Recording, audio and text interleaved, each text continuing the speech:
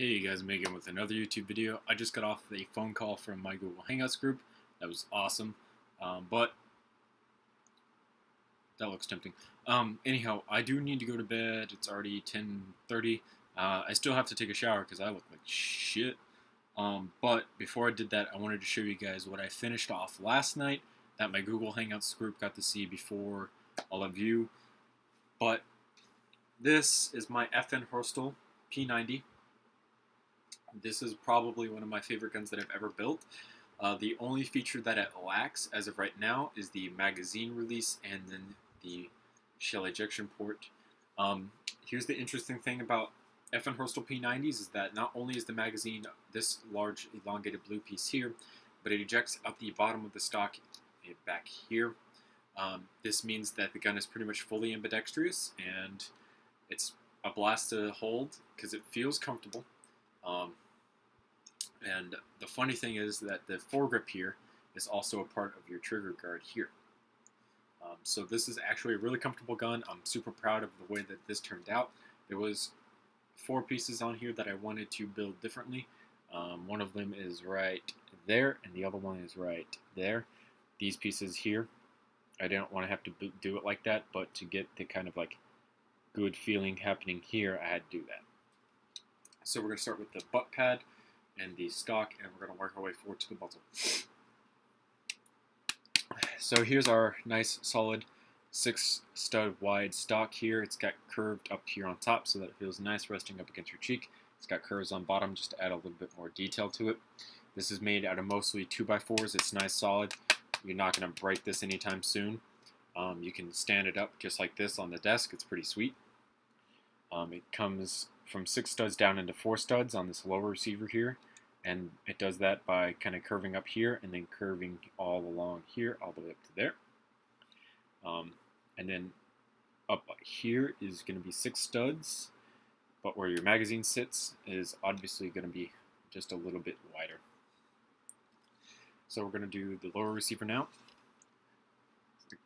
So you got your grip here, which you can wrap your 3 fingers around, put your thumb through, and then your finger goes on the trigger.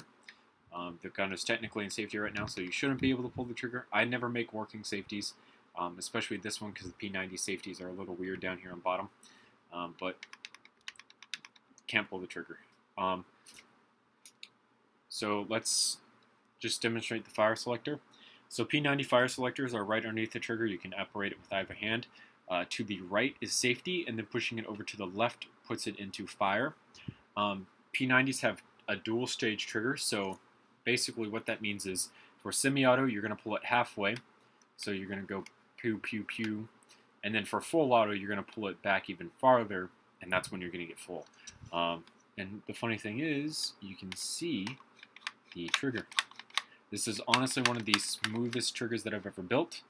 Rubber band right in there. As for getting this, just so that it doesn't it stays, you can flop it around, you can wiggle it around, and it's not going to move. Just to get it to do that, instead of leaving it down on the little post that's on, because now it's going to flop around either way you put it. If you lift up on it and let it hit the stud, it's going to stay where it needs to stay. This is an ergonomic grip. As you can see, it's got a little bit of a stud difference between these slope pieces so that it kind of curves a little bit more around them. Here's your front foregrip here, which feels really nice with your hand. It's got this little piece right here in front just to make sure your hand doesn't come flying up in front of the muzzle while shooting. As you can see, it works out pretty good. I love this. The bolt actually sits up on top of the trigger. Speaking of bolt, it's a ambidextrous charging system.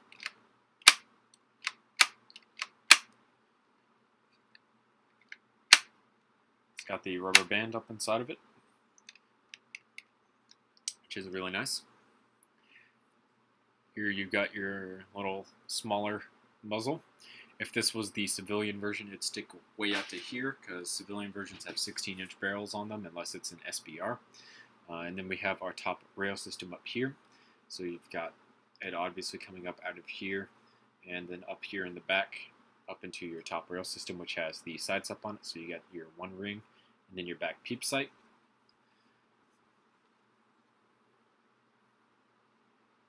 it honestly kind of like sits right about there. For sights, it's kind of hard to see, but this back sight's a circle, and then this front sight has the like a lightsaber piece in it, so that you use that. And then for basically the magazine, how to reload it, you're going to pull up, you're going to slide it out, and while that's out, as you can see, I've got arrows on the front here to show you which way the magazine goes. It's all smooth along the top. I need to switch out that piece and then these pieces with actual flat pieces, but I ran out, so I can't really use those. I wanted to put flat pieces up on top of these sides here, but couldn't do that either. And then to reload it, I'm going to use my right hand. You're going to take your magazine and you're going to shove it back down through here, like so. Push on. Mine has an issue with the back of the magazine not wanting to come down right here, so I kind of have to push on this blue piece to get it to jam back down like that. Mine also has a tendency to do that, so you push down right about there, push down in the middle, and boom. As you can see, the back of the magazine's curved like it should be. That's because that's where the bullets sit in your magazine sideways like this, and then when they get back here, they kind of turn around like that, get shot, and then shell eject out of the back of the stock. So that is my FNH P-90. Super small gun, feels nice and ergonomic.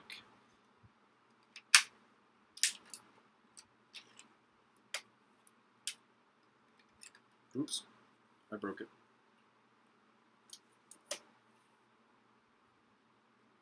When I pulled the magazine out, I kind of jammed it up into the top of the rail system part too hard, and it just pulled it off.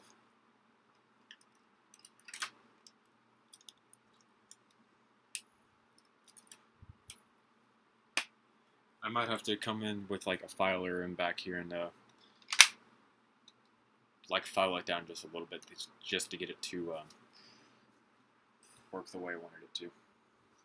But yeah, this is pretty much it for my FNH P-90. I will probably be building this on LDD so that I can upload it to the website.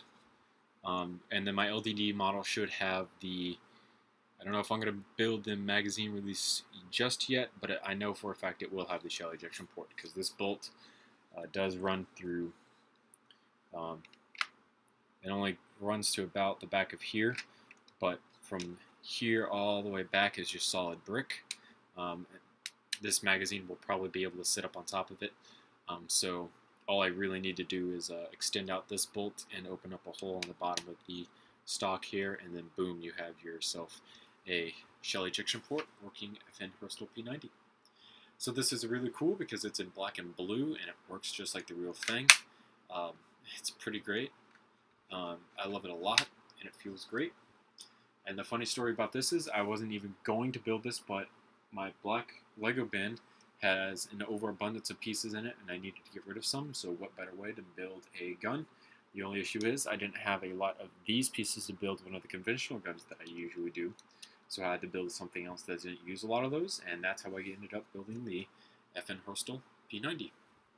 So that's pretty much it for this video, guys. Thanks so much for watching. Remember to comment, rate, and subscribe for more videos like this one. If you guys want to see this video with high-resolution photos built in LDD, don't be afraid to go look at my website, bluejaythemeister.weebly.com. It would be greatly appreciated. Every view on that website helps me out. It definitely gives me a lot of money to spend on more Legos so that I can build super awesome Legos like this for you guys. I know a lot of you like the guns that I build in real life a lot more than the ones that I built on LDD. And the unfortunate part is I just don't have the Lego bricks that I need to build weapons like these. This one was a stretch because I did have to use pieces that aren't necessarily the ones that I wanted to use. I had to skimp out on some of the pieces going in through here. And I got kind of lucky here because since I wasn't doing the working shell ejection port, it could just be solid brick, so this was pretty easy.